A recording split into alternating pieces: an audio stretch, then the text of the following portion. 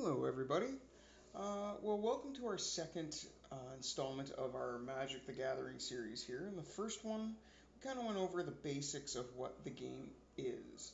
Um, Things like, you're supposed to be getting your opponent's life points down to zero. Basic things like that. Um, in this one, we're going to be going over card layout. Now, I've got four cards here. Each one is a different type that you will be using in the game.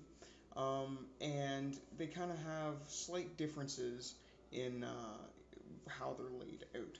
So the first one that we'll go with is a land, which is this. This is a basic land. This is probably what everybody is going to use the most of. You really can't play the game without these. So if we take a look, what we have here, this top corner, we've got what it actually is, the name of the card. This is a plains.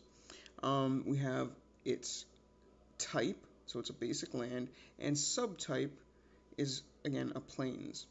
The symbols that you'll see on cards here, they actually indicate what set the card is from, what printing it is.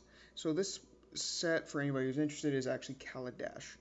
And then on basic lands, you'll have the symbol here, which is the symbol of what mana color it makes. And then, of course, you have your artwork. Depending on printings and that, the borders might be a little bit different.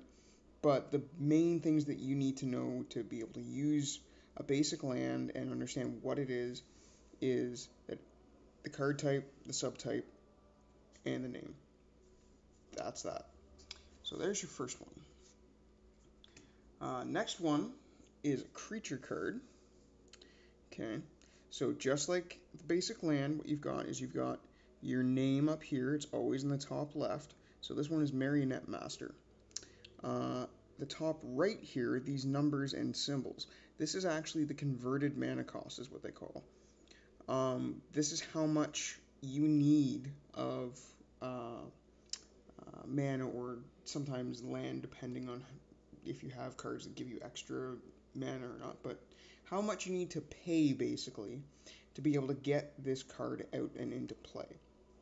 So it's 4 colorless is what they'll call it, but that's 4 of any kind of mana, and 2 black mana specifically need to be played and available and used up to cast this card to be able to use it. Down here again, you've got your card type, so it's a creature, and its subtype is Human Artificer. Then here, this is the rules text on a creature. So this one has Fabricate 3, and then there's an explanation of what Fabricate actually does. And then the other ability of this card is that whenever an artifact you control is put into a graveyard from the battlefield, target opponent loses life equal to Marionette Master's power. So that, again, it explains exactly what the card does and what you are to do when certain conditions are met. Just like on the land, right here, you've got the set designation. Again, this one's from Kaladesh. As you can see, the symbols are the same. The only thing that's changed is the color of the symbol, which indicates the rarity. For black is common, silver is uncommon, gold is rare, and mythic rare is a coppery orange color. All that means is the likelihood that when you were buying it, buying packs to try to get cards, how often you're likely to come across one of those cards. Now down here, you actually have the creature's power and toughness. So power is how much damage this creature can do to either a player's life points or to another creature. It's offensive ability. Now the toughness is how much damage the creature can withstand in one turn. If that number is exceeded in one turn, the creature dies and goes to the graveyard. Simple, right? So basically, when 2 creatures fight each other, they both simultaneously will deal their power number to the opposing creature's toughness number. And again, like I said, if that number ever gets exceeded in one turn, the creature dies and goes to the graveyard.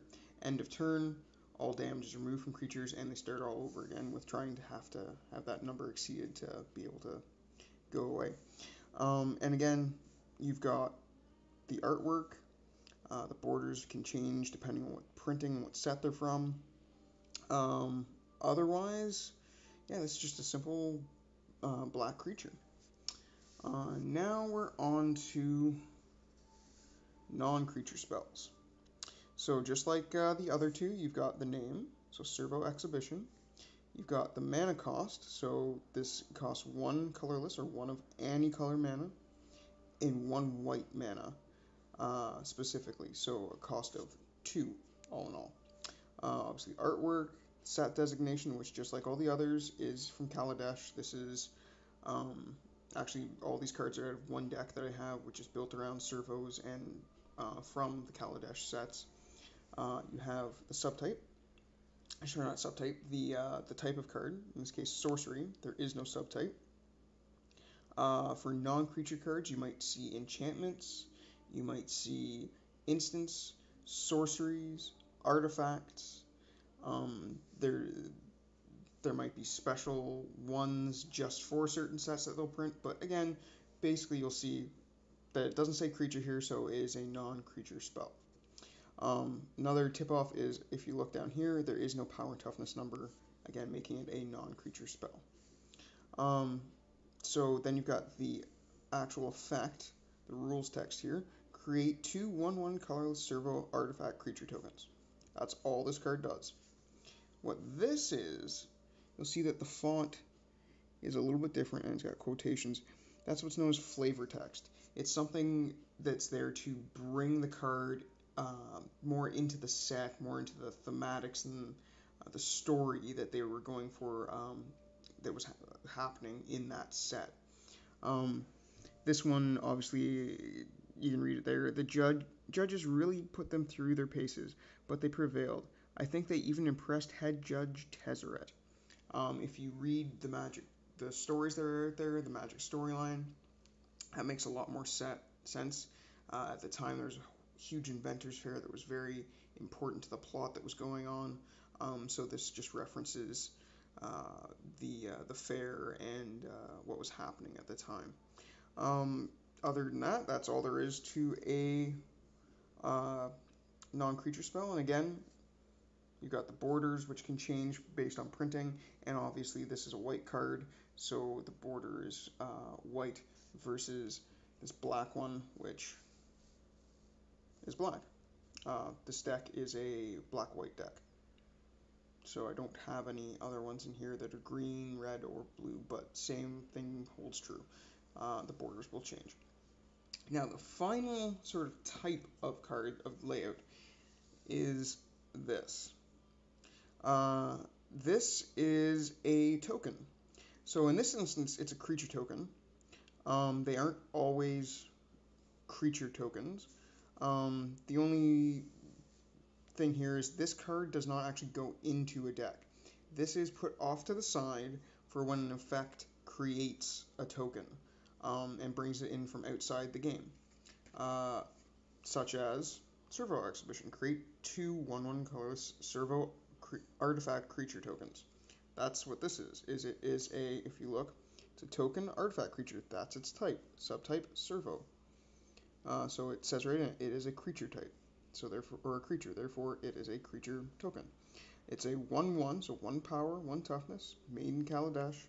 And basically what this is, it's got the artwork, it's got, this silver colorless border. The reason why they came out with these, they didn't have these in the early stages of the game. They're, in the grand scheme of things, a relatively new thing. Why they made these was people, it wasn't so bad for casual, kitchen table sort of play, but when people were playing and it was, I make 3 tokens, hang on, let me grab a spoon, a shoelace, and a coin. Well, you couldn't tell if they were tapped, untapped, what they were. It wasn't, like I said, it wasn't bad for casual play where you and your friends could sort of laugh it off and go, oh, oops, that was actually tapped, my bad. Or, oh, that was that one? Well, now it's actually this one. Um, Oops, it's all okay. When it's friends, that didn't matter. But as soon as you got to tournaments, things where you're actually competing for prizes, for money, for rankings, all of a sudden, that just wasn't acceptable. You couldn't have this doubt that somebody had possibly cheated when, a ranking to get you into a place to get to worlds where you're actually winning money, etc., etc. Uh, you can't do that. Um, so they brought these out, and not only does it help with trying to keep everything straight, especially like I said, if you're in like a tournament sort of setting, but I mean, to me that art is just it's awesome. It's cool to have something that has that large of an art and where they're kind of allowed to bring the whole set together. Um, Again, you sort of look at the because it's all from the same set, so the same location in the multiverse, as it were. Um, you can sort of see that they're all kind of matching in their design in of the artwork there. So that would be the four basic types of cards and the basic gist of how a magic card is laid out. Next video, what we'll probably end up getting into is actually starting to set up to play. I'll sort of assume that you have like a pre-constructed starter deck that you went to local convenience store, Walmart, local game shop, any of those, and you grabbed a pre-constructed or also known as a pre-con deck off the shelf that just looked cool to you and you thought you might like to try to play. I will say this, if you can, if you have a local game store, definitely go and support them. They are the backbone of hobbies like this. Yes, you can go online. A lot of the bigger game stores do have an online presence, which is awesome for people like me who can't access game stores locally. Like there just isn't one around. Um, the closest one for me, I think, I think I've said it before, but it's like an hour or so at least to the nearest game store. Um, so in that aspect, it's awesome. It's great for buying certain single cards that you need that you can't find anywhere else. That online stuff is great, but really being able to get together, meet new people, and play and whatnot, that's the backbone of this hobby, and that happens mostly at local game shops. So definitely, if you've got one in the area, go support them. Go check out some casual events. A lot of the time, the real easy peasy sort of everybody come get together and meet new people stuff is free. If not, it might be like $5-10. Like it's nothing big. So yeah, get out there, meet some people, and stay tuned for the next video where we'll actually start to learn to play, and hopefully that'll bring you even closer with some new friends. So like, comment, subscribe, and stay tuned.